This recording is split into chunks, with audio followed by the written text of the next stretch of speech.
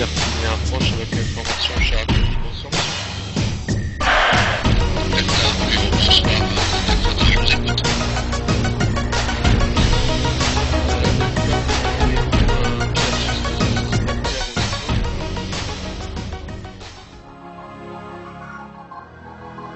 Bonjour et bienvenue à bord du Boeing 737 NG.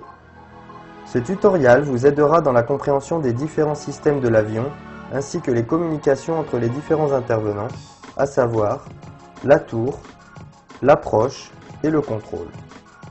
Nous n'aurons pas à faire de communication avec le sol dans cet exercice. Nous voyons en ce moment l'extérieur de l'appareil et nous sommes sur l'aire de stationnement numéro 2 de l'aéroport de Perpignan-Rivesaltes. La procédure des moteurs a déjà été effectuée et l'avion est en mode autonome. Par conséquent, le copilote est déjà rentré en communication avec la tour de contrôle. Celle-ci nous a demandé de la rappeler dès que nous serons prêts pour le roulage. Mais avant, nous devrons programmer le FMC et le pilote automatique sur le MCP, ainsi que d'autres systèmes divers comme le TICAS. Nous allons commencer par configurer le FMC pour le vol d'aujourd'hui entre Perpignan et Tarbes, en faisant une déviation par le VOR de Golf Alpha India pour mieux comprendre l'usage du FMC. Nous voici maintenant aux commandes. Ce tutoriel exige que vous soyez déjà familiarisé avec Flight Simulator et que vous sachiez utiliser les commandes de base. Faites apparaître le FMC avec la combinaison des touches Shift et 6.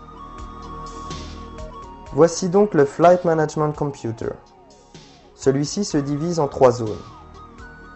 La première est la zone d'affichage avec ses 12 boutons de sélection. Dans la seconde zone se trouvent les fonctions du FMC. Et enfin, la troisième section est la zone de saisie.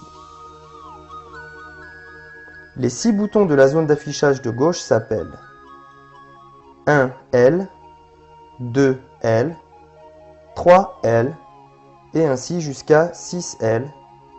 Et pour les 6 boutons de droite, ce sera 1R, 2R, 3R et ce jusqu'à 6R. Cliquez sur 1L pour afficher la page concernant le FMC. Maintenant, vous voyez à l'écran la page Ident. Vous verrez ici la version des données de navigation, ainsi que la date de cette version, le modèle de l'avion et la version du système d'exploitation du FMC. Cliquez sur 6R pour afficher la page Pause Init. Ce que vous voyez dans la zone d'affichage est la pause Init du FMC. Sur cet écran, vous allez rentrer la référence de votre aéroport de départ, ici donc Perpignan, et son code OCAI est LFMP. Rentrez donc avec la zone de saisie LFMP, puis avec votre souris, cliquez sur 2L. LFMP apparaît en dessous de Ref Airport, ainsi que ses coordonnées. Pour information, le PMDG ne gère pas la partie Gate. Cliquez ensuite sur 6R pour afficher la page Route. L'écran Route s'affiche et c'est ici que vous entrerez de nouveau la piste de départ et la piste d'arrivée. Donc, le départ est LFMP et l'aéroport d'arrivée Tarbes qui a pour code OCAI LFBT. Vous remarquez que LFMP est toujours en bas de la zone d'affichage car vous en aurez de nouveau besoin pour entrer l'aéroport d'origine. Cliquez simplement sur 1L pour entrer LFMP comme point d'origine. Entrez maintenant LFBT avec la zone de saisie comme destination et cliquez sur 1R. LFBT s'affiche en haut à droite sous Dest pour destination.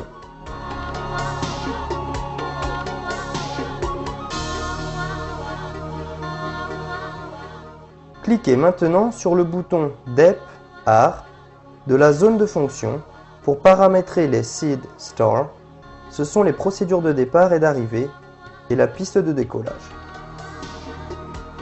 Comme nous l'ignorons pour le moment, le copilote va contacter la tour.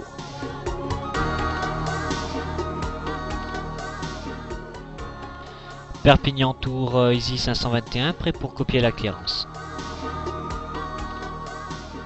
Easy 521, vous êtes autorisé pour le vol IFR à destination de Tarbes selon le plan de vol déposé. Les vents sont du 270 pour 3 nœuds, temps dégagé, le QNH est de unité 0, unité 2 et la piste en service est à la 33 pour le départ Orbill de novembre, niveau initial 6000 pieds. Vous transpondrez 5403, contactez la tour prêt au taxi. Perpignan Tour Easy 521, piste 33 pour un départ Orbill de novembre, niveau initial 6000, nous transpondrons 5403, contactons la tour prêt au taxi.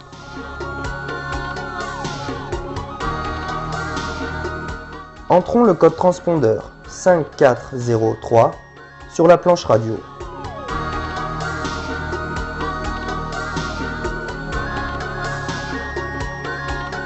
Nous connaissons maintenant la procédure de départ.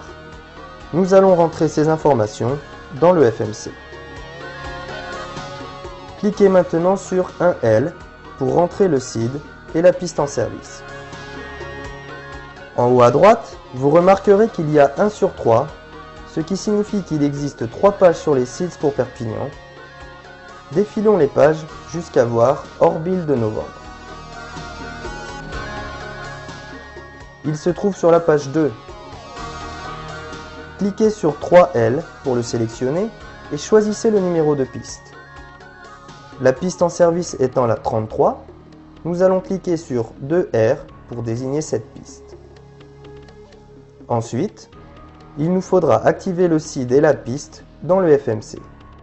Pour cela, cliquez sur Activate qui vient d'apparaître en 6R et cliquez sur le bouton de fonction Exec qui vient de s'allumer. Cliquez à nouveau sur le bouton de fonction DEP-AR pour définir la procédure STARS de Tarbes.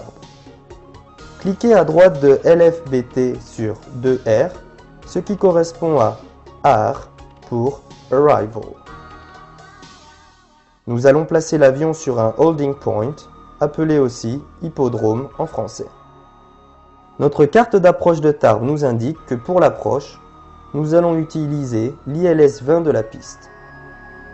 Cliquons sur 2R pour VILS 20 et la transition sera TBO.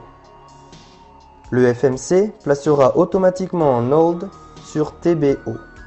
Sélectionnons donc Tango Bravo Oscar.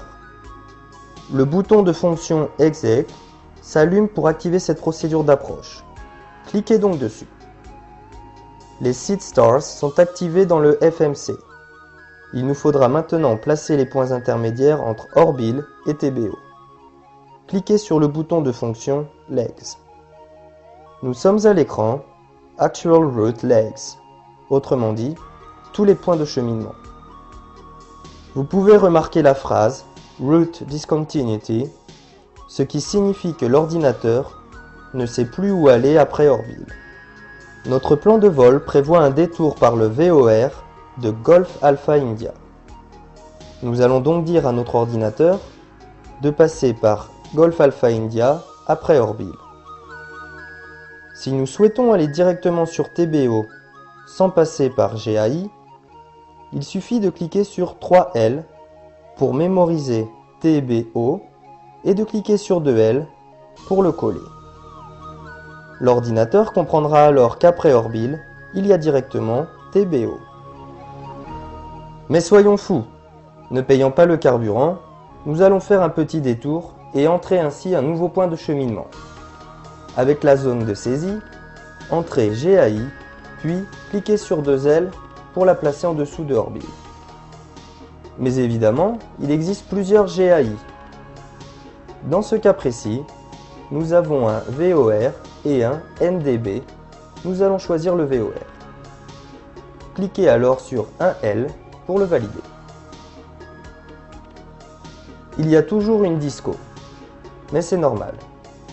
Nous allons simplement dire à l'ordinateur qu'après GAI, il doit aller directement sur TBO.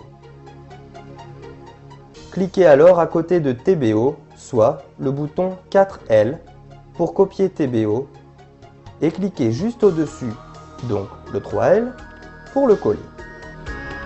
La disco s'en va. Il ne nous reste plus qu'à valider en appuyant sur Exec. Nous allons vérifier notre plan de vol avec le FIS Panel Controls et l'écran FIS Map.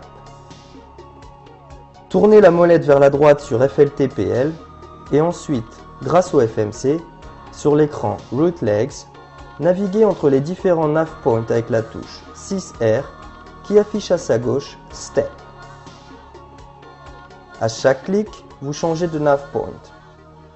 Regardez chacun d'eux afin de vérifier si tout va bien.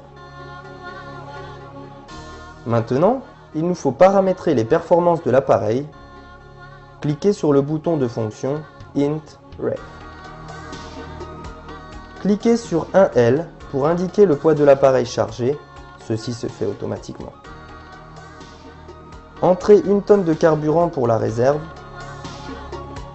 Tapez 1 sur la zone de saisie, puis cliquez sur 4L.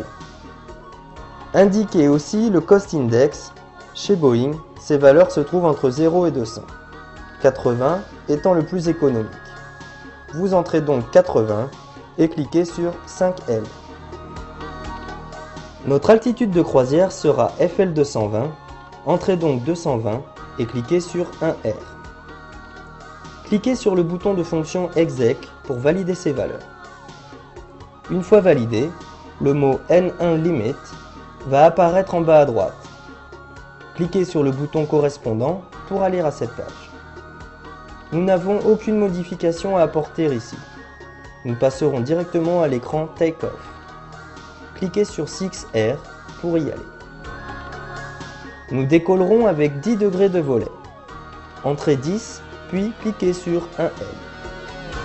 En fonction de ces 10 degrés et de la longueur de la piste, l'ordinateur va calculer le V1, le R et le V2.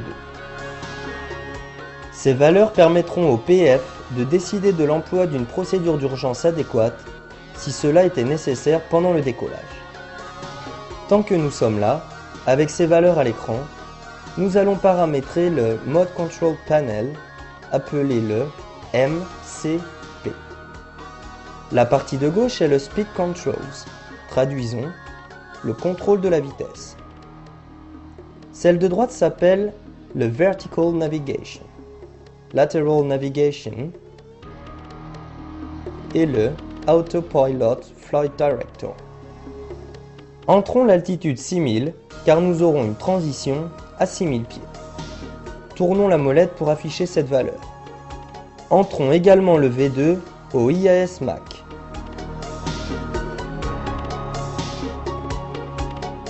L'appareil est prêt pour le roulage. Contactons la tour. Perpignan Tour, Easy 521, prêt pour le taxi.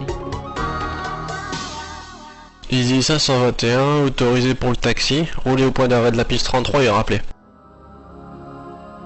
Perpignan Tour, Easy 521, roulons point d'arrêt piste 33, nous rappellerons point d'arrêt.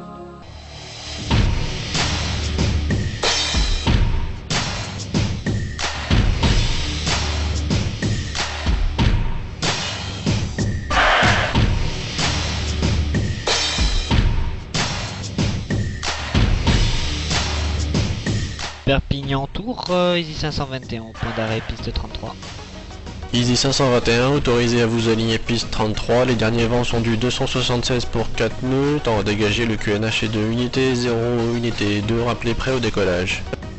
Perpignan Tour, Easy 521, alignons piste 33, rappelons pour décollage.